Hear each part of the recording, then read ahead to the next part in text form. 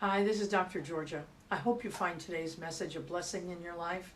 We want to make sure that we continue to provide these video messages for you when you can't come to church, or for those of you who live in a different state, or we noticed recently we have a lot of people in even different countries who are tuning in. So if that is you and you can donate to us, we invite you to hit that donate button just below the message here.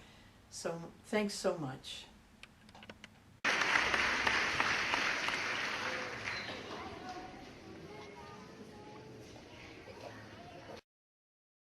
As we prepare ourselves to receive this morning, follow me, take your hand, put it on your head, open my mind to receive the spiritual truth today. And on your ear, I open my ear to hear the spiritual truth today.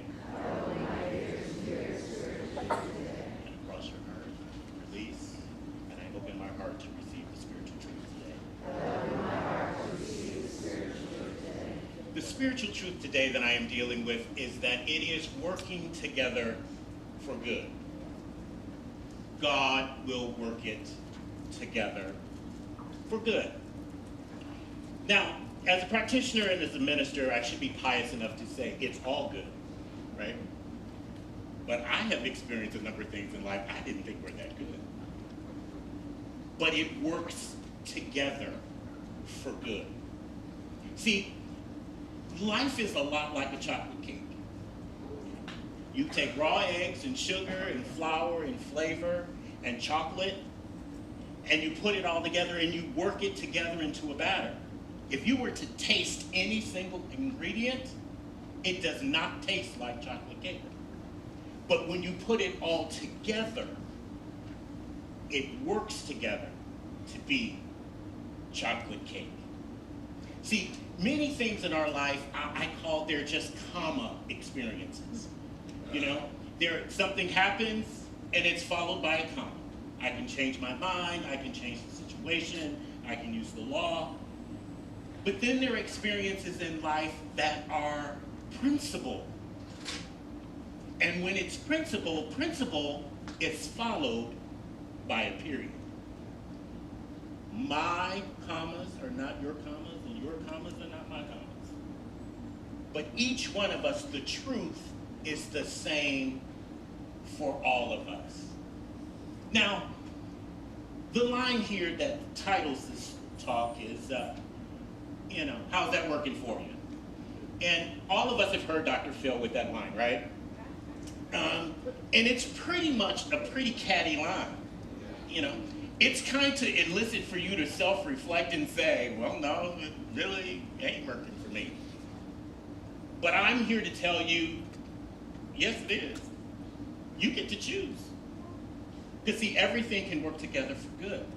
I'll give you a story. True story. Christina was 10 years old when her mother died. She was born in Ireland. She had 3 siblings. Her father was abusive and an alcoholic. Her mother dies. Father decides that he really can't take care of this young child, a young child who looked for every opportunity to entertain. If there were 2 or 3 people around, she would start singing and dancing. But he did not feel he could take care of her, so he makes the decision to put her in an orphanage and tell her that her 3 siblings have also died with her mother. Now, I can't figure out for the life of me why he would think to do that, but this was her experience. Christina did not like that decision. She is in England, she is from Ireland, and she escapes or runs away from the orphanage. She's assaulted, she becomes pregnant. After that, of course, the social service system took her child away from her and left her on the street, homeless, in London, in the wintertime, sleeping in a red phone box. True story. At one point in time, she was visiting a church and she was eating the wax as it melted from the candles because she was hungry. And the priest did not feed her. he actually judged her and ran her away. See, sometimes even the people who say they are there for us don't necessarily help us in certain situations. So like many people do, she decides to get married, and what does she do? She married an abusive man. Christina, is your life working for you? But Christina had a dream. And dreams are amazing things, because sometimes you have a dream, whether conscious or not, and you know that you know that you know that it's true. She had a dream.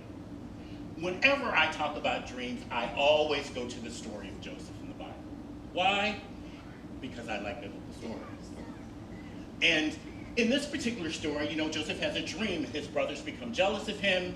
His brothers decide to kill him by putting him in a hole, and hopefully that an animal would come and eat him.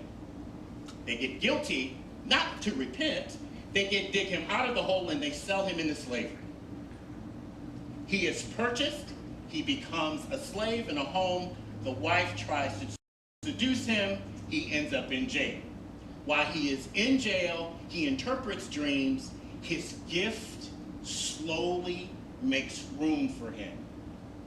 Eventually, the Pharaoh hears about him, and he becomes governor of the state. He becomes governor of the state, and he's able to feed his family, which was the dream he had that his brothers resented.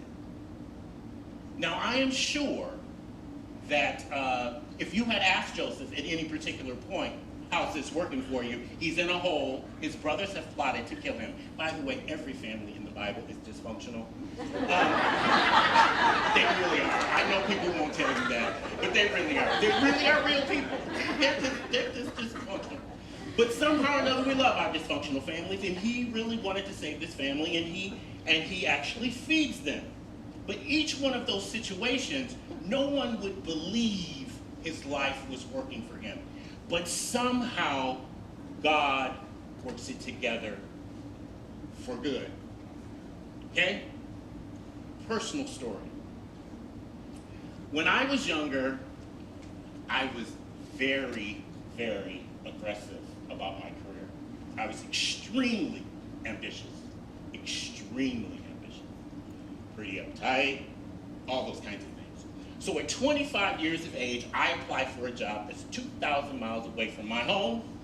I have never lived more than 15 minutes away from my family, but I decide I am going to move 2,000 miles away where I don't know anyone, and I'm going to take on this job. They called me and they said, we have 72 applicants. We're going to interview 12. You have to be here in 2 days for the interview. And being as arrogant as I was in those days, I said, well, I'm not available in the next 2 days, so you may hire the second best person for this job. That is the truth. That's what I said. Now, I said that because I had a job, right?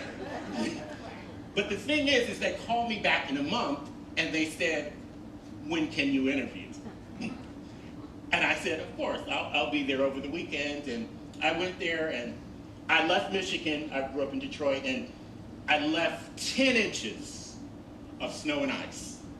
I landed in Tampa, Florida at 9 o'clock at night, and it was 72 degrees. I called my parents, and I said, oh, they can get me cheap. But I'm not going to tell them. So I take this job. I move there, and 2 years, it's great. Everything I did works. They love me a lot. Life is great. I'm having the best time of my life. I'm meeting people. I'm enjoying myself. And year 3 comes, and looks like the bottom just fell out of everything. Not only was it a terrible year, they eliminated my job. Now I don't have a job. Now, I wish I could tell you at this point in time in my life that my worry was that I didn't have a job, but I was very superficial in those days, and I was just worried because it looked bad. I looked like I was a failure as far as I was concerned, and that's what really got to me, is that I looked bad. But the interesting thing in life, you'd say, well, and I remember one of my friends said, Rick, how's this working for you? And I'm like, well, what can I do? But I went and got another job, part-time job, and it wasn't very much to the job, but, it was a good, decent living. And interesting thing is, what I learned during that 1 year following losing my job has maintained my career for 30 years. Not only what I learned spiritually, but what I learned in healthcare. I learned in a year, it has maintained my career for 30 years. I have worked in Florida, Lexington, Kentucky, Denver, Colorado, Eugene, Oregon, and now Northern California. I have never moved myself. I have never packed a box. I don't even know how to pack. Okay?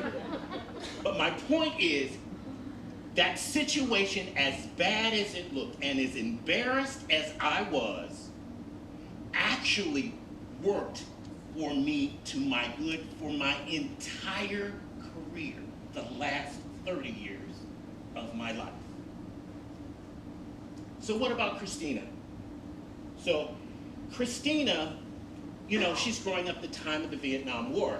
And many of you should remember there was a picture of a young Vietnamese girl when they bombed Vietnam with napalm. She was running down the street like this, and if this picture wasn't so disturbing, I would show it. She doesn't remember when she saw that picture, but she dreamed about that little girl. And in her dream, the little girl said, "Come help." So Christina, she now has a family. She has an abusive husband. But she decides to follow her dream. She goes to Vietnam. She gets to Vietnam and she tells people, "I am here to open a school and a clinic." So let's look at her situation. She is an Irish woman in Vietnam asking men in Vietnam who own businesses to provide resources to her to care for their children who have suffered in war. And she got it. Okay? She opened the Christina Noble Foundation, and she has cared for more than 1 million children in her lifetime. She's now in her 70s.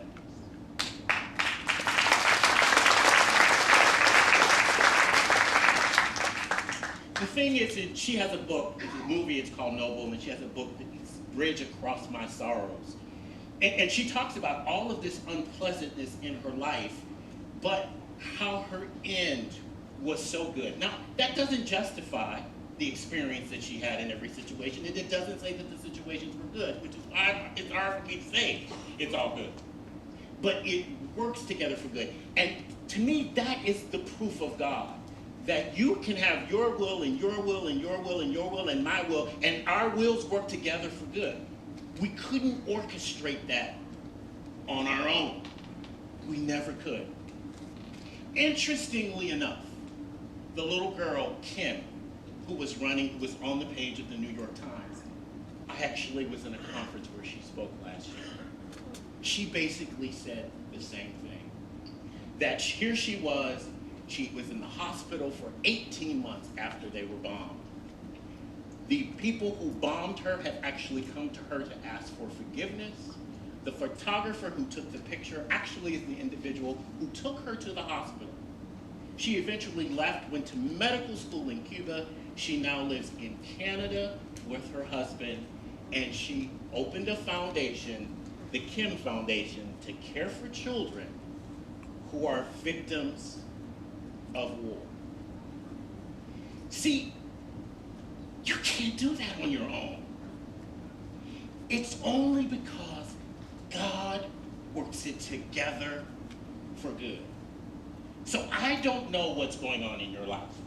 I don't know what happened yesterday. I don't know what's good and what's bad.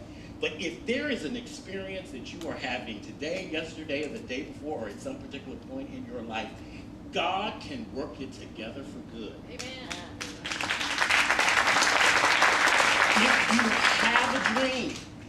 If you have a dream, the dream that won't let you go, who's to say that dream can't come true? Only you can say it can't come true. Yes, it can come true. Because we talk about the use, you change your thinking, change your life. When we use that line, and it actually is powerful, but it's phrased in the context of something else that Ernest Holmes actually wrote, which I don't think we really get. Ernest wrote, there is a power for good in the universe, greater than you are, and you can use it. See, that power is for the good. Now, if you want your life to take off, make sure that what you do, what you think, what you buy, and how you encounter everyone is all about the good. Because just like giving, you receive, as you care for others, you will be cared for. Yes, it may have tragedy in the story, but God works it together for good. And so it is.